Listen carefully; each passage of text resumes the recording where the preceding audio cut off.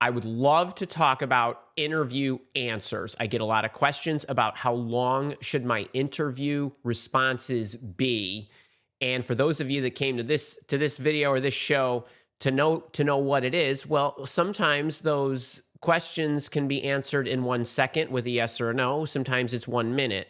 But not to spoil the punchline here, but whenever you get into an interview and you have a base story, I call them power stories, but effectively you are describing a project that you've done that is the most illustrative representation of how you will perform in their environment based on a project that you've done that's greatly similar to the kinds of things they want you to do in their environment, whether it's sell something, market something, account for something, build something, run a project related to something, whatever it is that you do. I want you to know you should be able to answer that in 3 to 5 minutes. That's your answer. And if you're wondering, how the hey do I do that? What I really want to dive into today is why you're not able to. Because in 3 minutes, they should know if they're going to hire you. They probably know in 30 seconds. But in 3 minutes, if you really pack a punch-worthy story filled with information that checks a lot of their boxes related to the requirements they're looking for from a features and skills perspective, but also sees from an impact and an accomplishments perspective how you actually helped a previous employer achieve something, or even if it's a thought process that you're going through, when you're actually walking them through a story, you should be able to do it in 3 to 5 minutes. Now, if you're wondering, well, how do I do that? Or, yeah, that's about how long my answers are. What I would tell you is I coach people every single day, literally. Not a day goes by except the weekends where I'm not talking to somebody one-to-one, where I'm coaching them on how to perform in an interview. And I can tell you there are a host of problems when you are responding to an interview question that are really costing you points. And there are a number of things that have to do with the organization of your responses that make it take longer, that make it weaker, they're just fill it with dead weight words that don't mean anything and don't paint a vivid picture. So what I'd like to do today is I want to tell you what those problems are, why you're not able to pack a powerful punch in a few minutes. And yes, there might be shorter answers and some interactive dialogue that you have with the interviewer, but basically what I'm talking about today is when you have a main story that you're trying to tell, you should be able to get the lion's share of the information that they need to know. And I'm going to stress that, the information they need to know. And I'm going to tell you why you struggle to do that. Cool? One of the things I want you to do as I'm running you through these slides, I want you to think about what would be your most representative story that you are virtually certain, dare I say 100% certain, that you will want to share with an employer in an interview because it is the most accurate representation of how you will perform in their environment. All right, first issue that a lot of you have, and I want you to think about this as you hopefully can work your story a little as I go through the structure here. I want you to take some notes related to your individual stories. The first thing is your answers generally are not organized. I can keep the outline of every interview answer in my head because it should be the same for any type of question that you get asked. So there's an organizational component to it that needs to be dialed in. The story itself, you're trying to share information that doesn't really matter for story purposes. And what ultimately, let me take me off the slides here for a second. What ultimately are we trying to accomplish? Here's one of the biggest mistakes that I see people that I coach make, and I'm going to say 100% of them. When I'm role-playing with them and I'm asking them to share their story, or I'm asking them questions to prompt sections of the story that we are trying to assemble, what people do, raise your hands if this is you. Everybody in the chat's going to raise their hand for this one, so don't be bashful. You're trying to relay a story based on what actually happened, the way you remember it in your head. Who does that? Right? You're trying to answer somebody. I asked you a question, tell me about this project, or whatever it might be, or tell me about a project. You can choose it, doesn't matter. And then what you do is you start literally telling me about it, the parameters, the steps, and things of that nature. And that's totally, totally wrong. You are in an interview to sell yourself. We tell stories for selling and marketing purposes. We only use the information that illustrates what it is we want them to feel about our qualifications. That's right, feel, because they're thinking 4 times faster than you're talking. So what they're doing is they're sending their little brains signals about whether you're organized, whether you're smart, whether you're a good communicator, whether you have the requisite skills. That's what they're doing. They're not going to remember what you tell them. What they're doing is they're storing feelings about you to make a decision, and they're extrapolating those. So what you're doing is you're filling in a lot of information that is not germane to the story. Let me give you an example from a couple of sessions I had this week. And I'm going to dive deeper into this as we go through the steps. So I had a woman on Monday, fantastic, highly accomplished, nursing background, is going to be, maybe she's here, going to be moving into an operational position. She's got the qualifications, the experience. And when I was asking her, I start out with, well, what was the problem? And she said, well, there was poor communication as she was trying to describe some of the background, which I didn't even actually need to know, because even though you have poor communication, that's not central to the skills you're trying to portray and the story you're trying to tell to market you. Because ultimately, we want to tell the employer how we actually solved a business problem that they care about. Poor communication is just going to lead to something that was a problem. And in this person's case, it was the nurse's communication to the patients, while the poor communication to the doctors basically meant that the patients weren't informed, they weren't satisfied. Ultimately, the customer experience was bad, the satisfaction scores were low, which meant future business was going to suffer because they were not getting positive reviews. So they were jeopardizing future business revenue by not doing great customer service. That's going to be more important for me to understand. All the other symptoms are secondary. I had another person, when I asked him, he was designing a new product, a system that his company was going to use to operate some of the back office stuff. And one of the things I said, what's the problem? And he said, well, basically the salespeople had bad attitudes. They weren't putting, information in the system. That's not the problem. We don't need to know about the salespeople. We don't need to know that they have bad attitudes. We don't need to know why they're not doing something that's leading to a problem that you ultimately need to communicate, which is there's information the management team is using externally with investors, with banks, with other external parties where the information is inaccurate. It could be illegal. It's misinformation. It could be lack of compliance. Those are the issues. And what he's trying to do is sell himself and how great he is at troubleshooting problems and getting requirements and building systems. The salespeople have nothing to do with the story other than they were the operators of the system he was creating. What he's trying to project is his ability to build a system that contains data with accurate information. Do you see what I'm saying? And you're wasting time talking about things that don't represent what you need to represent about you in the interview. And so this is really, really important. And you're wasting a lot of time up front with a lot of dead weight information that, while true, does not sell you. It just takes you longer to explain. You follow me? Do you see what I'm saying? This is just a couple of quick examples. But what happens is you have a lot of this in your story that doesn't matter because you don't work your stories backwards, which is the way you should be. What is it I'm trying to show them? It's all about, do you have the skill sets and have you helped previous companies transform in these related areas, their goals, their problems, your responsibilities, and so on. So you want to keep your story super focused. All right, the other things that are at issue. You're not talking about the great 8.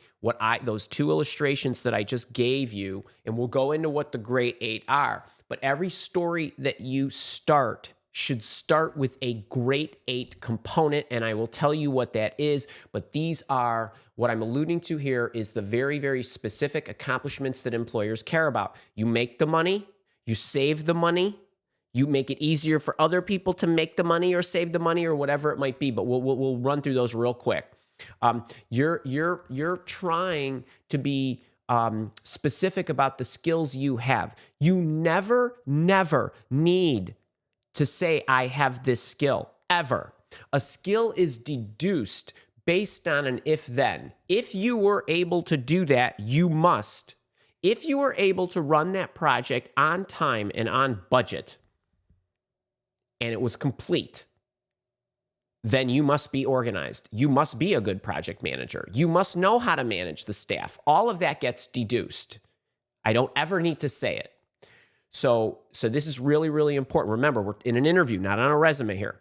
You're explaining what happened. That is never, ever your job, is to explain what happened.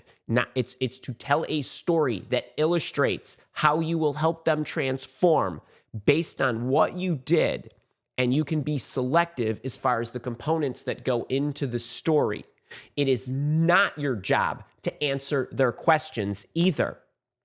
Ever. Does that sound odd? It is your job to give them the information they need to know to make a good choice about hiring you. You can ask me any question and I can give you the same answer or same story for it. So it makes no difference. It's up to you to think backwards about their goals, their problems, and what they truly need to know. You got a lot of dead weight in there. And dead weight comes in multiple forms. It comes with information that doesn't need to be shared, information that doesn't need to be shared that also doesn't sell you. I don't care the attitude of the salespeople. It makes no difference. That's dead weight in the story. The story is about how you got a system up that enabled your management team to have accurate data. So keep that in mind. And then the other thing that I have to absolutely take a knife to when people tell me their stories is I have to take out all the dead, fluffy words that don't actually say anything specific. Strategy, plan. A lot of those words, when strung together, don't paint a vivid picture in my mind of what's actually happening. So the context up front that you need to provide has to be very, very specific and very, very detailed. Not detailed in length, detailed in words, not number of words. The words themselves need to be descriptive. Okay, you don't paint the vivid picture because you got a lot of that dead weight and you're not thinking about what is it I want them to feel about me and think about me when I tell the story. Does this, who struggles with this, right? This is really, really bad. Like and a lot of people have all of these issues when they go into an interview. And so I want you to think about this, because if you have these issues, even if you are a dead 100% bullseye candidate, you can still run into trouble. Who's with me? Who's tracking? Good? Is this thing on? All right. So now, how do we eradicate these issues? Well, you can use my CAR technique. That stands for give them some context. So why does the story matter? Why is it important? And you're also going to tell them the answer up front as to what your accomplishment was. And we'll walk through this. Then I need you to very quickly run through your overall procedures, the steps, the outline. And why do we want to do this? Because you want to do it for a number of reasons, but basically you want to give the listener a map of the story you're about to tell. Here's what I'm going to tell you. I have a system or a playbook or a procedure, or if I reverse engineered this on the fly, this is what it would sound like. And people who have systems, people who have overall programs, people who have a 1, 2, 3 about them, they get paid more. Right? I'm going to pay more for somebody who understands the entire picture. So you want to be very verbal, and specific about what the overall picture of in terms of steps takes. And just so you know, it takes you probably not even 30 seconds to say number 1 and number 2. I know step number 2 takes me 11 seconds to say 8 steps because I timed myself. So that's really important that you start out on the right foot, and then you get to go through the stages of your project with information about each of the steps, and that also does not take very long at each stage. It really does not. And then you give them the result again. So what does this look like in practice? All right, so the first thing is I want to talk about the grade 8. So when you start a story, the story never starts with the first thing I did was. The story starts with, why was this even important? So the customer service project manager who's implementing a new project, an IT project to build a new customer service system, doesn't say, I was asked to build a new customer service system. We know that. That's implied. I don't even need to say that. And if I say it up front, it's really boring and it doesn't tell me any reason why this was important. You score no points for being important versus the IT project manager who said, well, in the past 3 years, we were losing 25% of our customers every year. That was costing us about $60 million in customers that were leaving. So we needed to figure out how to fix it.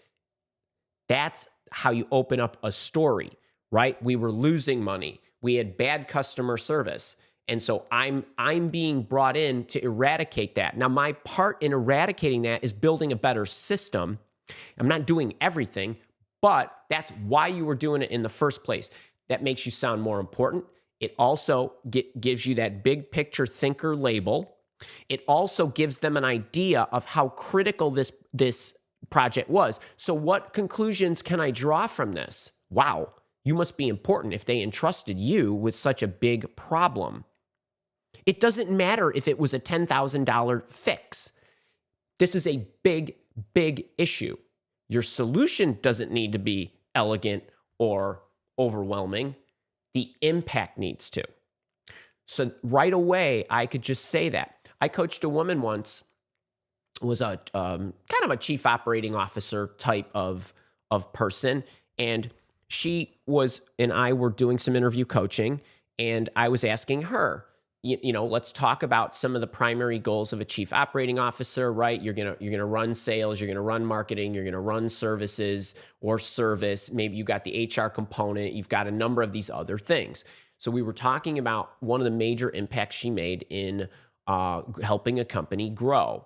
And she said, well, in the first year, I helped the company grow $17 million. That's revenue increase. It could be value creation. It could be profit. It could be something of that nature. She's going to hit one of the great 8. But for context purposes, you don't want to say, I came in and it was my job to grow the revenue. That's boring. We know that's your job. We know that's what you do. I can see it on your resume and I know what you're interviewing for. But when she talks about and gives context to how she makes this happen, it's one thing for her to say, in the first year, I was able to change the systems and change the personnel, and we were able to grow $17 million. It's a whole nother thing to say, I joined this organization because after 3 years, they were stuck at $50 million in revenue and couldn't figure out how to grow when there is a huge market demand for their whatever product or whatever service. And I knew if I could fix the systems and the people components of this through a series of projects, that there was at least a 40% lift I could make in the first year. And as it turned out, it was $17 million or something like that. That helps the listener understand that it's not that you lifted at $17 million. It's that they couldn't figure that out without you. Does this make sense? Do you understand? There has to be context so that I understand that this problem was really hard that nobody could solve. Then you came in because you had this experience, and you're going to tell me right away what the opportunity was or what you were trying to fix, and I'm going to make the natural assumption. If you tell me you're losing 25% of your clients and that's $60 million, I'm going to make the assumption that you fixed that because you otherwise would not have told me that. This is so important. I spend the most time in the beginning part of the answer changing the way my clients think about how they respond. And it takes them a number of iterations to get it right. And it takes them a number of iterations to reprogram their mind of where a story starts. You start with the impact, you start with the end result. You don't wait until the end. You want them thinking immediately, this is what you solved. That's part of the context. If you use the STAR technique, you're not going to get to the result until I'm already tuned out. Does that make sense? Okay, and you always want to give them the business problem or goal or opportunity you achieved or problem you solved or how you made it go away up front.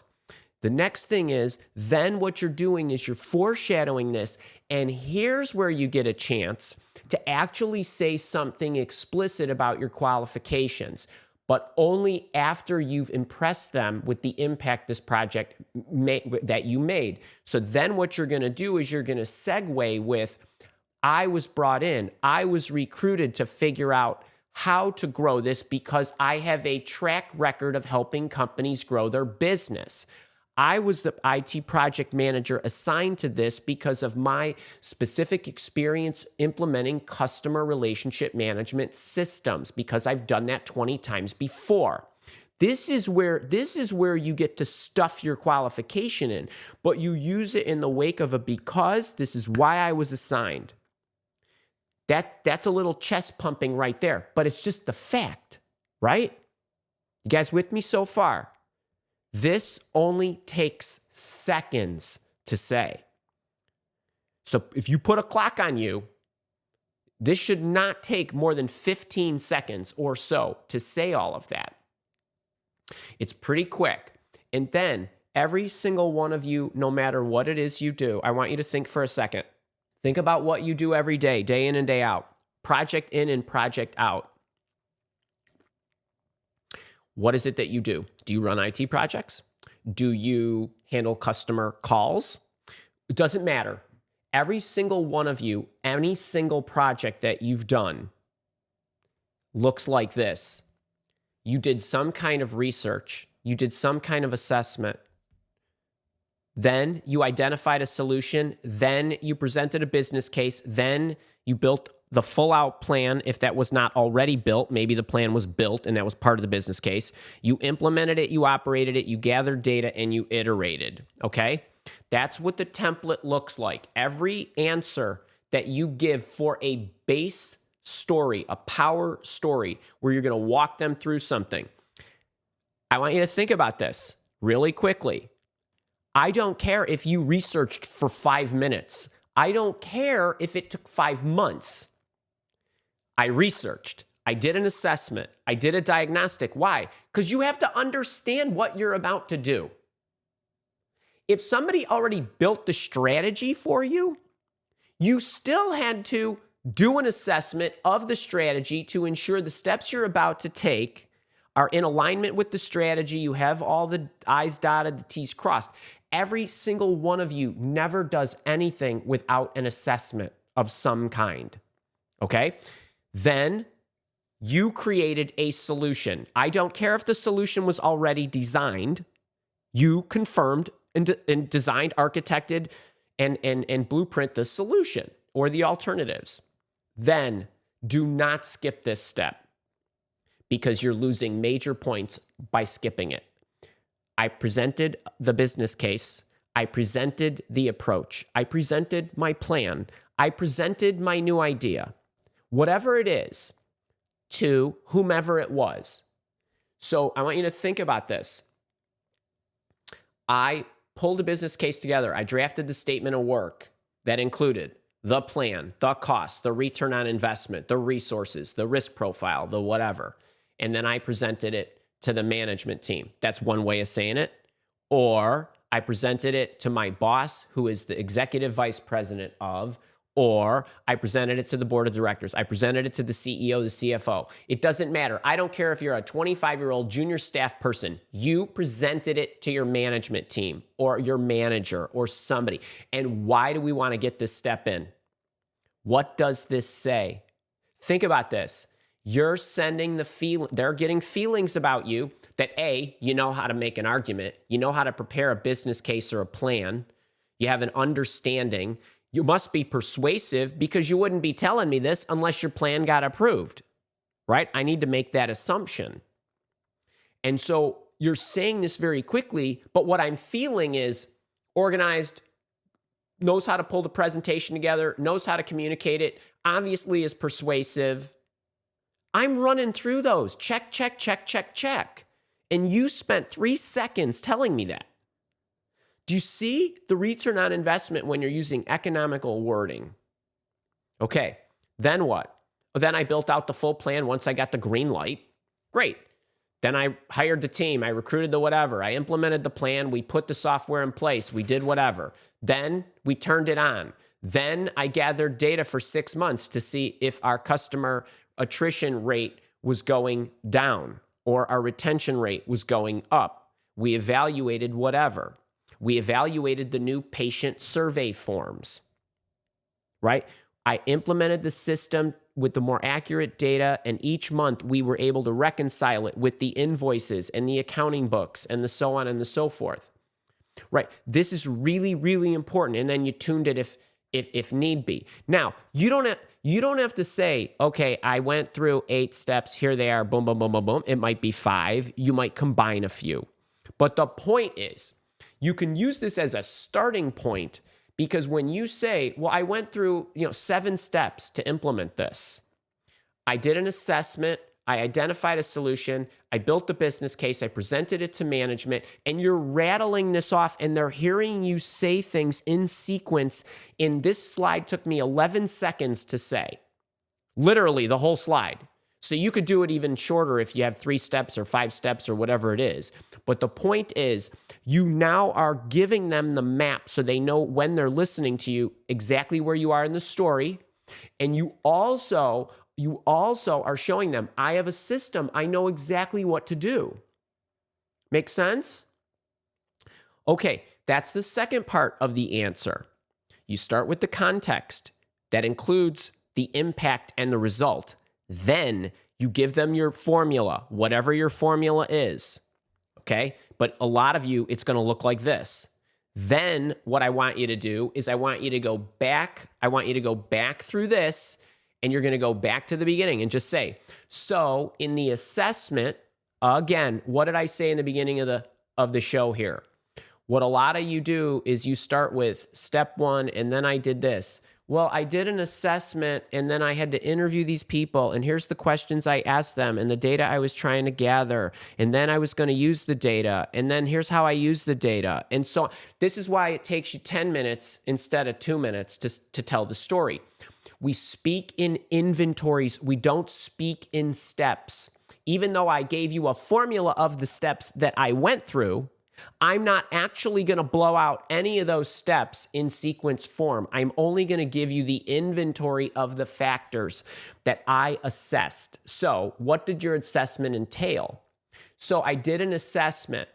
That required me to look at the 17 satellite locations, make sure I understood our prospect base. I evaluated the last year's worth of revenue, the last year's worth of expenses. I gathered all the data so I could draw my conclusion. Do you follow me? That's an inventory. I just told you what I assessed. I didn't take you through the whole assessment. Do you understand? What's happening in the listener's mind? Oh, you obviously know what you need to look at, and you must know how to evaluate it because you use that information, just like you said, to draw a solution. Do you see? Give me a hey in the chat. This is really, really important. You speak in inventories. You speak in lists. Give me a hey, I'm tracking. It's inventory only. Only information that sells you. So I once helped a woman. Actually, I've told this story a couple times, but I absolutely love it. And she was building a new product line. And when we got to her researching step, she said, well, Andy, we had like 7 people from Boston Consulting Group or Bain or one of the two. And they were gathering this data and it took them like 6 weeks or whatever. I'm like, no, don't say any of that. You don't need any of that. It doesn't matter how you got the data. You got the data. What's the important thing about your story? I know what data I need. I know how to look at it, and I know how to draw conclusions. That's it. That's all they need to know. Do you see how I get amped up about this? This is why your answers are taking so long. That's not germane to the story that you had 7 consultants that were helping you get you data. I don't need to know that. You don't need to share that. And as a matter of fact, that weakens your story. Okay, and the other thing is, it's illustrative purposes. Why is illustrative in caps? Because it's not exactly everything that happened. I'm giving you a year of experience distilled down to 3 minutes. Only what sells you best. So the part about the consultants didn't sell her best. She didn't need to say that. So when you strip out all the A's and B's and C's and D's and all the way through the alphabet, and you're only left with, what am I trying to convey? Write that down. Every single time you need to be asking yourself, what am I trying to convey? What she was trying to convey is, I know how to run a new product launch because I know all the steps. And one of the steps is to gather the data about existing customer insights, the demographics, down to what they buy, how much they spend, where they buy, where they live. Right, that's data I need. I don't care how you got it. That doesn't matter to me. You'll figure it out, okay? So when you go back through your list that only took you 11 seconds to articulate, you're gonna hit each step with a few more seconds to explain each. The assessment, I looked at the 17 satellite offices, I interviewed everybody who was in charge of the offices, I collected the survey data, right? That's it, a few seconds, just give them the insights. And then you're gonna confirm what you told them initially. At the end of the first year, I generated $17 million. But then what you're gonna do is you're gonna pile on top.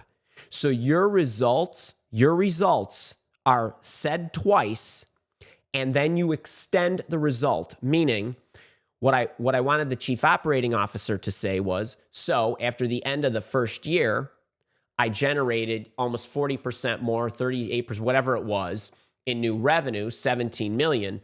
But on top of that, I had also set us up for the subsequent year where we already had a $10 million renewal rate that was up from 5 the year before.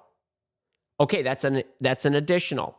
I am the little project manager, and I did this great project, and I delivered it on time and on budget. And you're not going to use the words, but exactly like I told you 2.5 minutes ago. And because it was so awesome, and because I'm so awesome, the entire company is now using my internal project management methodology as the best practice. I built all the tools and templates, right? That's a result. And that's a benefit extension or an additional benefit that you are now going to reap the rewards of in future years, and everybody else is benefiting from your awesome work. So you just want to make sure that you are talking about what then happened and what you positioned the company to do for the future. Okay? So when you think about everything you're about to say, look at what you're including. You do not need to script out your interview answers. What you need are, when I say the thing about the assessment, what's the color I need to add in? So, context up front, then you sweep through very quickly in 10 seconds your outline of your steps, then you go back and you spend a few more seconds at each step, and then you confirm it with the result. If you like this, Kara, maybe we can, we'll hold this first and then I'll mention about the book package. But there's a couple of great resources that we have that would certainly help you with your interviewing. One is this job interview playbook. It's a free webinar. You can watch it at your leisure. All you need to do is sign up for it. We'll have Kara swap the pins out. The other one is, I know a lot of you have grabbed this.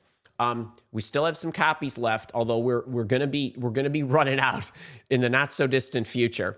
So for $7 US, I'll ship you this $29 hardcover book.